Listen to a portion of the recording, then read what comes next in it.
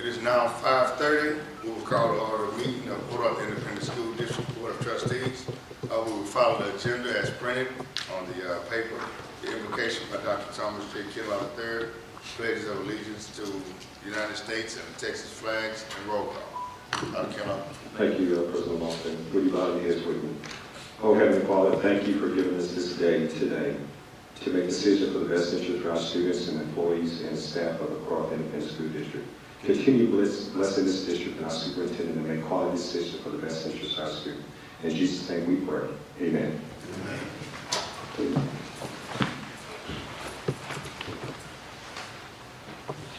Pledge allegiance to the flag of the United States of America and to the republic for which it stands, one nation, under God, indivisible, with liberty and justice for all.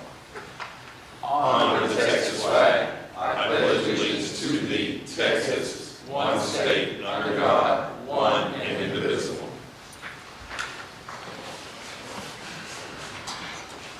Ms. Davis, roll call.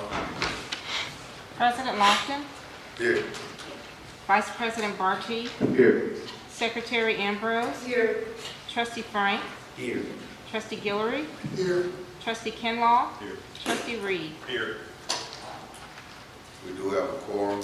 Bear with me because I'm not sick today, so I'm going to be sniffing a lot of sound. Sniffing. Mission statement. Our mission as the primary source of public education in the community is to meet the unique educational needs of our diverse population by providing a comprehensive quality education for the students of Port Arthur Independent School District. We will now have the public hearing on schools first, financial integrity rating system.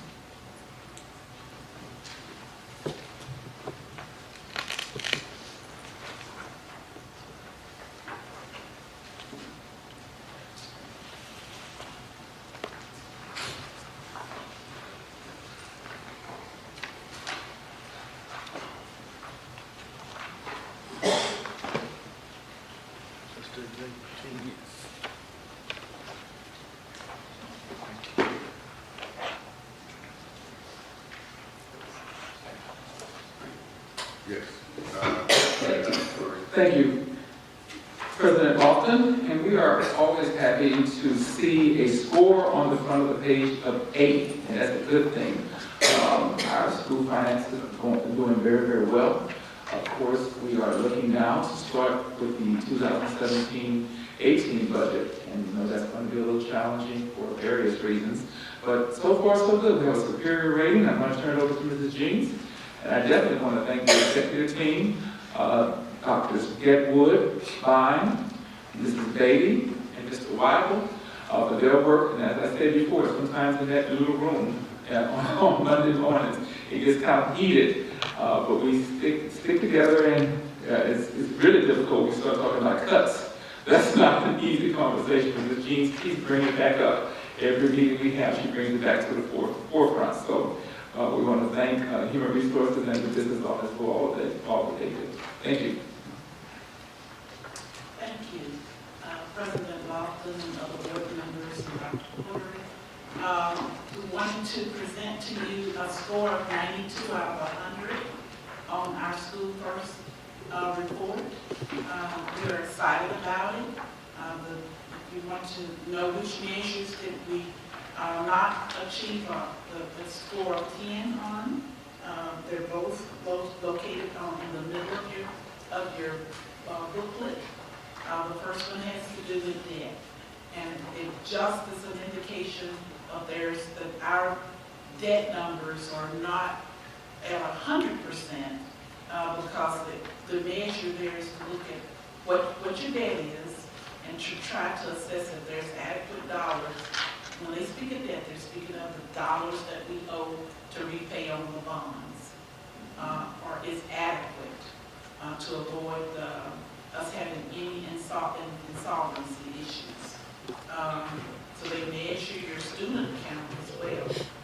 And we were lower, and that score is a 4 for us. It does not mean we're in trouble, but that's based on their measure of over 5 years, changes in the student membership was 10% or more, then you would have gotten 100%. But ours was in the range of 0.8%. And then the second one was in our administrative costs, and we did not change for last year in our administrative costs, but the measure itself results in a maintenance. The good thing is that we've got some good things that we're doing in the school district. You would receive a unsatisfactory score if measures 1, 3, 4, 5, or 2A, if any of those were missed, we would automatically be unsatisfactory for the school for the whole year. Most of those have to do with y'all, and I appreciate everything that you also do to help ensure that we're doing what we need to do to meet our audit objectives. Thank you. Do you have any questions? Any board members have any questions? Ms. Jean, which indicators did you say would have put us under? They're listed at the bottom. If you look on the determination of ratings, and I've written A, where it says the determination, the district answered no to indicators 1, 3, 4, 5, or 2A.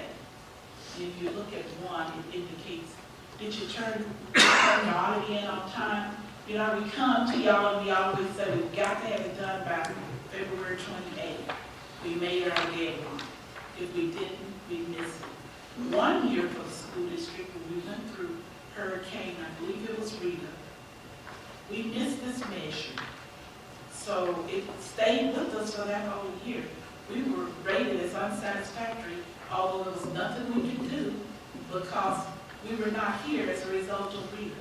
But TEA is serious about these measures, issues for all the school districts in Texas. Any more questions? Ms. Jean, so from last year to now, our rating has dropped, right? We had an A plus last year? That's correct. Okay. We had 100 last We year. had 100 last year. Okay. Right.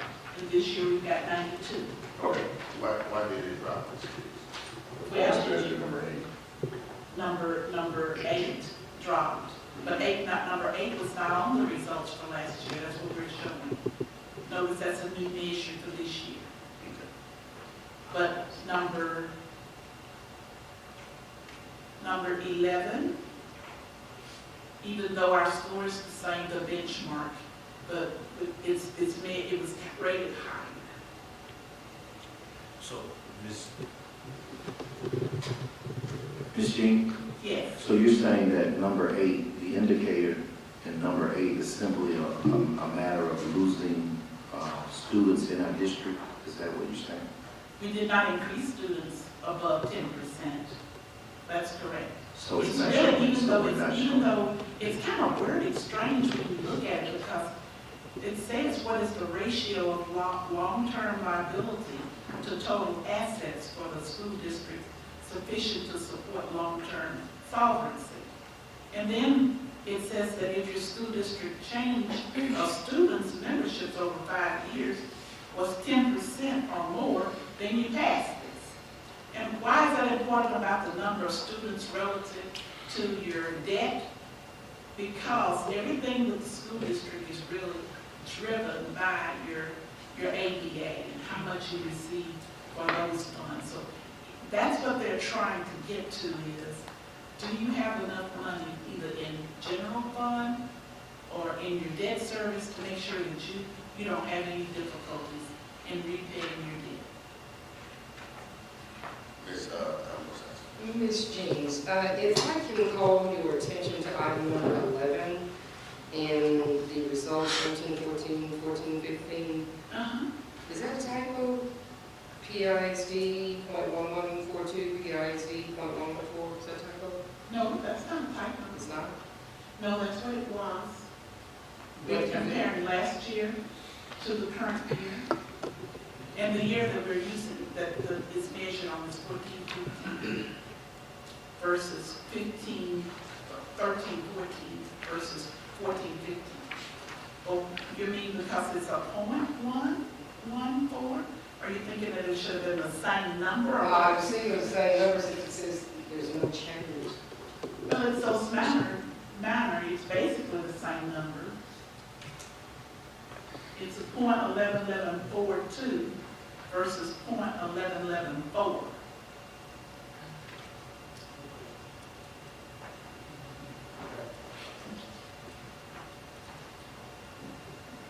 Thank you.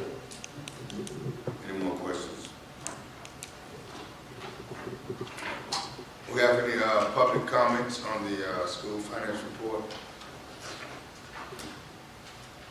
We have none at this time. I call for adjournment of the public hearing on the school first financial integrity rating system.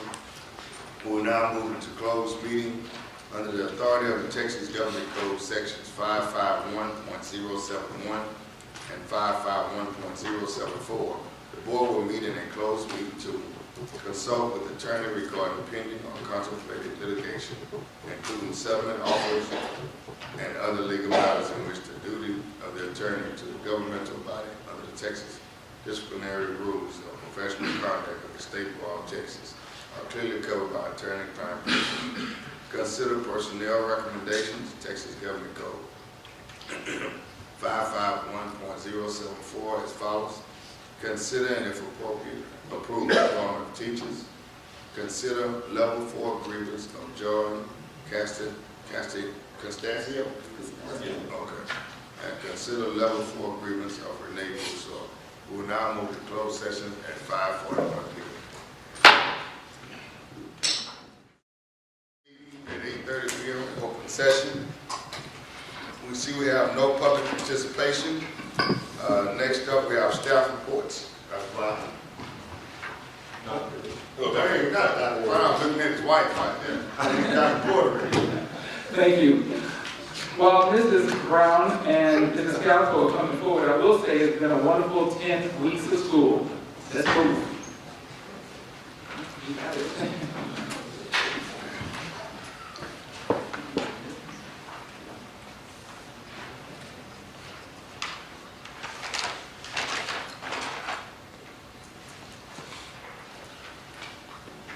Good evening. Good evening.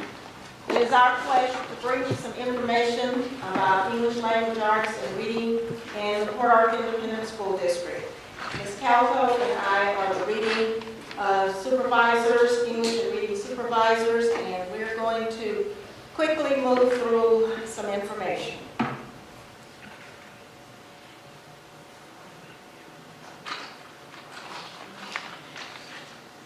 The first slide, we will not go through it all, but it's just an order of support that we as supervisors offer to the schools and the whole school system. The next slide is the ELAR results from 2016, this past spring. And as you can see, there's a range from 46 on the end of course in English to 81 on grade 8 in reading. So we have a range, pretty much a mid-range of results in those cases. Our goals based on those results are that we continue an academic improvement through a more challenging curriculum. And of course, we're looking at 70s and 60s and all results in all areas in the English language arts. How will we meet our goals? And we're going to focus on about 3 major themes, as well as many others, but we have to have a focus. And our focus is going to be on deep, very analytical reading, because those are the types of skills that are required to pass STAR. We are going to increase our writing, instruction, and the amount that students will produce in their classes.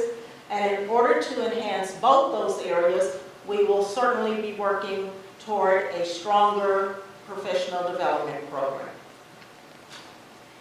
The next slide shows the test formats, and as you can see, our students are engaged in some very rigorous testing situations. In elementary school, the reading tests have as many as 44 multiple choice questions, and then on writing, they have to write 1 composition, and answer, editing, and revising multiple choice questions as well. In 5th grade, we're all the way up to 46 questions. In middle school, in a 4-hour setting. In middle school, 6th through 8th grade, the students answer as many as 50 multiple choice questions. They write compositions, well, 52 in actually in 8th grade. Here again, they sit in a 4-hour setting. And high school, we have as many as 50 questions, short answers, and a composition. Pretty rigorous requirements for passing STAR. And for high school students, that's in a 5-hour setting. Our focal points will be, as I kind of indicated earlier, increased rigor and power thinking, a lot of inferencing and reading between the lines, if you will, reading comprehension skills of all types, vocabulary development, both academic and literary devices included. Our writing, we will have to increase our writing instruction, and we'll have more short answer teaching, more compositions being produced, and certainly a continued focus on conventions of grammar and correctness. We're looking at success for all, with all our students, a lot of differentiated instruction, meeting all needs, special ed, dyslexic students, ELL students, and so on. We're also looking at a lot of small group work to meet individual needs. How important is reading? Frederick Douglass said, once you learn to read, you will forever be free. And we have a firm belief in that, and we're pushing reading independently and instructionally in the classroom. Books are important, so we are pushing the use of books by the students themselves and through instructional practices. Writing and learning and thinking are the same process, so writing is just as important as the reading.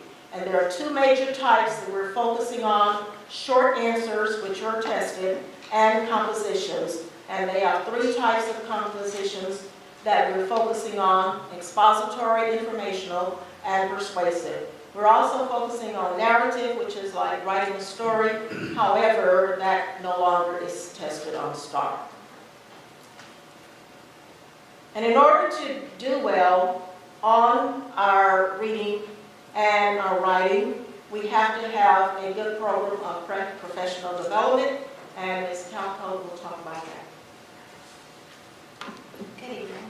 Professional development is at the forefront, with teachers receiving explicit instruction on how to teach, as well as best classroom practices.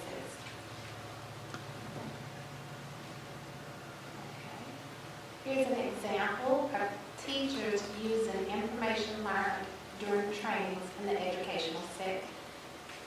And here's another example. Okay, pictured behind you is Lamar Professor Margaret Swopes. This year, we have partnered with Lamar University, and Margaret Swopes comes in every Friday to read to students at Adams Elementary. In the spring of 2017, she will bring in 20 interns from Lamar University who will also work with teachers and students of Port Arthur ISD. Thank you for your time.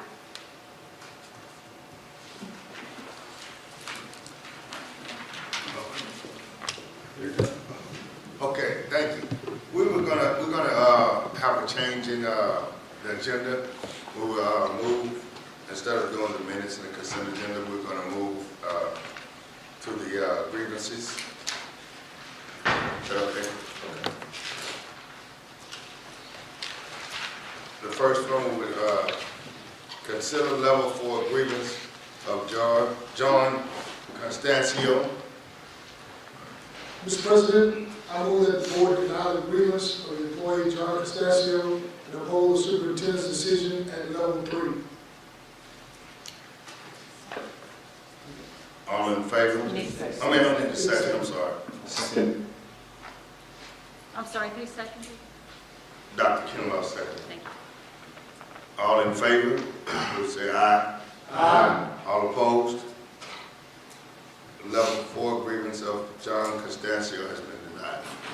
Mr. President, I'd like to make a statement prior to taking the vote.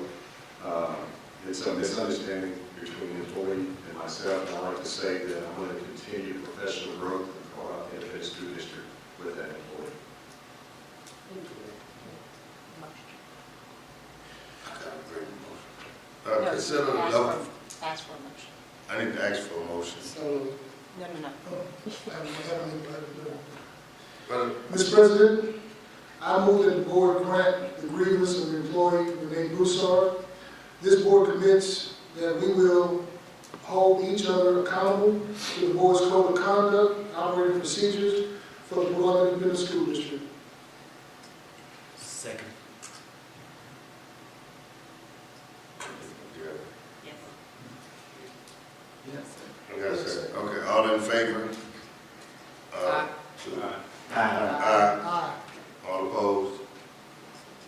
Thank you. We will now move to the minutes. Consider and if appropriate, approve minutes of the September 19, 2016 board meeting. All in favor, say aye. Oh, I'm sorry. I need a motion. I make a motion that we accept the minutes of September 19, 2016 board meeting. second. All in favor for the minutes being approved, say aye. Aye. All opposed? Consider the following items, which are of routine or recurring nature, have been designated consent agenda items by the board president per policy B local. All of the items in the consent agenda will be acted upon by one vote without being discussed separately unless requested by a trustee, in which event the item or items will be withdrawn immediately. Individual consideration in its normal sequence after items not requiring separate discussion have been acted upon. I'll allow each board member to look at the consent agenda items numbers 1 through 16. Would like to discuss any of them?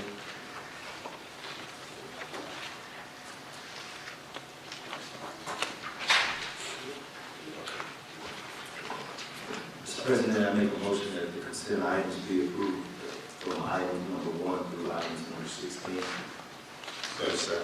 Second. All consent agenda items have been seconded from 1 through 16. All in favor say aye. Aye. All opposed? Consent agenda items is passed. Personnel report. Yes. President Lofton, I have given you a list of teachers for your consideration. You have to wait, Dr. Corey. I forgot. Attorney Chappelle is on the, You want to just finish this before? yeah, go ahead. Okay, I give you a list of teachers for your consideration. Consider and if appropriate, approve employment of teachers. The motion. I make a motion to accept the approval of employment of teachers by the superintendent of school. Second. All in favor of the employment of teachers, say aye. Aye. All opposed? All right. We have staff report from Attorney Beverly Chappelle with the Little Reading Libraries, Jack and Jill. Thank you. I was expecting that I would be surrounded by a big fireman holding one of our little libraries, but he texted me and he stepped on a nail. So he's at the emergency room. But I did want to tell you guys, this summer, I'm the president of Beaumont, Jack and Jill, and our area encompasses Port Arthur, Silsbee, all around. And this summer, we invited 600 teenagers to come to Beaumont and to engage in community service, leadership programs. And a part of their community service is that they were assisted by the local firefighters, and they built 13 little libraries. These are little libraries that you will see that are going to be posted outside of each and every elementary school in Port Arthur. These will hold books that will be free for every student in the community. And we will be asking asking the churches to partner with us to keep them filled with books. So I asked you, I thought we had one for weekly. It's beautiful, it's made of redwood, and it's beautiful. But I asked that, we do have some that are posted already, and they're outside of the elementary schools. And I asked you that as you drive by the elementary schools that you take a look. And we just appreciate your administrators for helping us out this summer. And this is our way of getting back to the school district. Thank you. Thank you.